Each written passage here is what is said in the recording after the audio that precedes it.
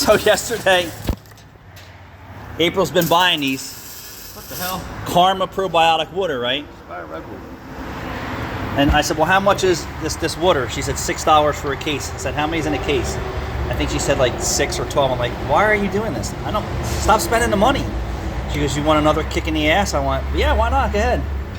She goes, are you adding the probiotic to the water? I'm like, no, why would I do that? Hold this.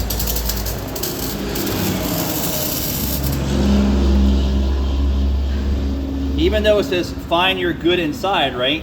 You have to do this. You have to get, see, the probiotic isn't there. I don't even know how it comes out. So how does it come out? You gotta push it down. So let's see. Yep, so that's how you do it. Find your goodness inside. What the I've been hell? throwing these caps out. Is that ridiculous? Is it like flavored or something? It's probiotic. I don't know what the fuck that is.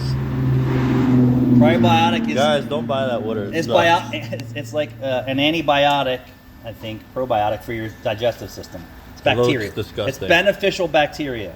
It looks disgusting. And I've been throwing these caps out for 2 weeks. Ryan, doesn't it look disgusting?